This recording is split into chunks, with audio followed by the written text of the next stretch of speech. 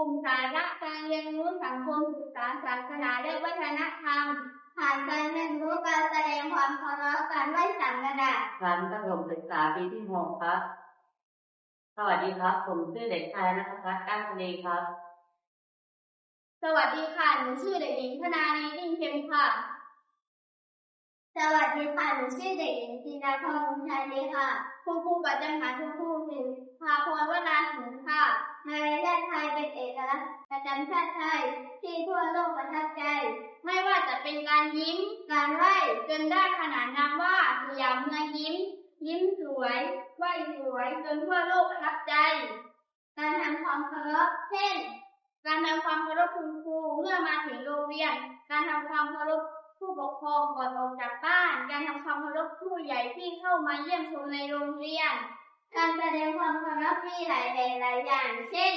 การแสดงความเคารพการคำนับการแสดงความเคารพการอดสายบัวการแสดงความเคารพการไหว้สามระดับพวกเราจึงได้ตัดสินใจเลือกการแสดงความเคารพการไหว้สามระดับเพราะถือว่าการไหว้เป็นมารยาทอย่างหนึ่งที่แสดงออกให้เห็นได้อย่างเด่นชัดและการไหว้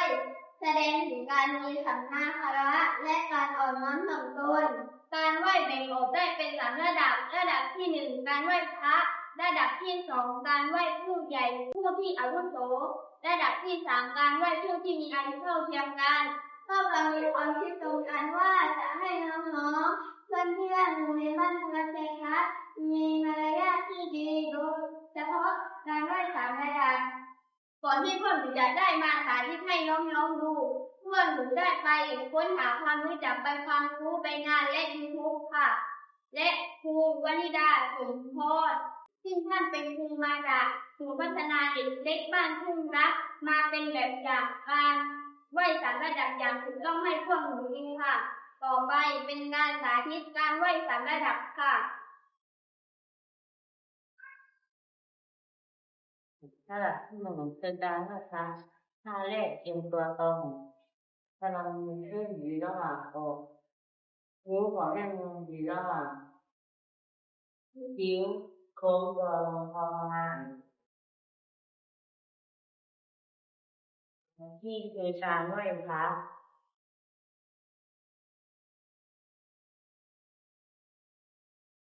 ระดับที่2การไหว้ผู้ใหญ่หรือผู้อาวุโสยืนตัวตรงมือแนบลำตัวพนมมือขึ้นไว้ระหว่างอกนิ้วหัวแม่มืออยู่ปลายจมูกนิ้วชี้อยู่ระหว่างคิ้วโค้งตัวลงพอประมาณค่ะนี่คือระดับที่2การไหว้ผู้ใหญ่หรือผู้อาวุโสระดับที่3การไหว้ผู้ที่อายุเท่าเทียมกันยืนตัวตรงมือแนบลำตัวใส่มือขึ้นในระหว่างนิ้วหัวแม่มืออยู่ปลายคางนิ้วชี้อยู่ปลายจมูกโค้งตัวลงพอประมาณค่ะระดับที่3การไหว้ผู้ที่มีอายุเท่าเทียมกัน